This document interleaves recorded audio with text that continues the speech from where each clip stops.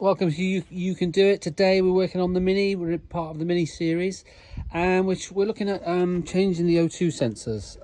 So we've had an emissions problem on here. I've got new O2 sensors, but through a smoke test, which is another video, we found a fault in the exhaust in the Flexi. So I've got a new one of those on order, and we'll refit that, and hopefully that will sort out the emissions problem. But if it doesn't, then the next culprit to look at are these O2 sensors. Now these are actually original. And the way you can tell that is if you look at the lead on the end of here, it says 08 on it. So it's a Bosch one, good quality obviously, because it's been running now for, well, this is 2008, we're 24, so it's basically 16 years old and it's still been running fine. But just to save time, I want to make sure that I can loosen these and get these off. Now that one's come off fine. That just came off with the socket, and that's loosened up. We've got a problem on the one underneath.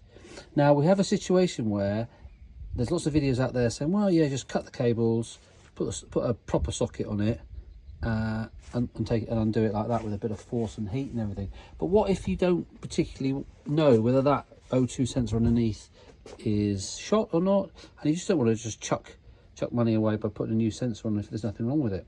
So what I've done, come up with a little concept to sort this problem out, which we will look at underneath. So let's go underneath and look at the sensor, and let's see if we can get it undone.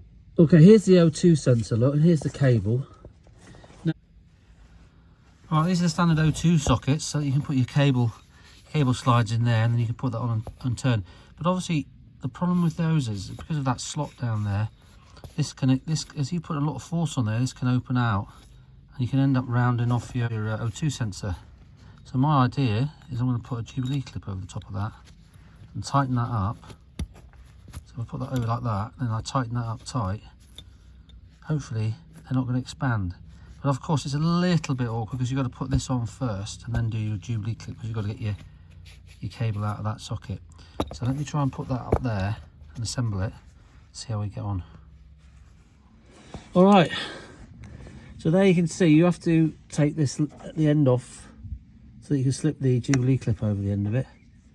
And I'll put a Jubilee clip over and tighten that up tight and it doesn't flare. Now these are really difficult to get off if they haven't been taken off before, and the way to do that is to tension it up, put a lot of tension on it, and then tap it with a hammer on the end, and those little shocks will get it off. If you just try and literally just do it by brute force, it's just so hard. But if you just get it so it's like torqued up, and then just tap the end there with a big hammer a few times, and then you'll suddenly find it will crack and it will come off. So now you just be really gentle with it, taking it off.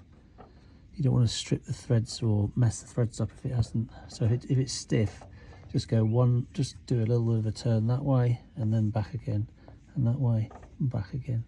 So I'm just going to take this out now. So hopefully this little video has shown you how to take out an O2 sensor that you actually want to keep and you don't want to cut the wire off the end.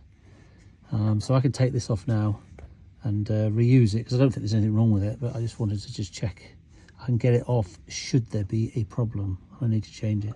So just remember, you can do it. See you in the next video.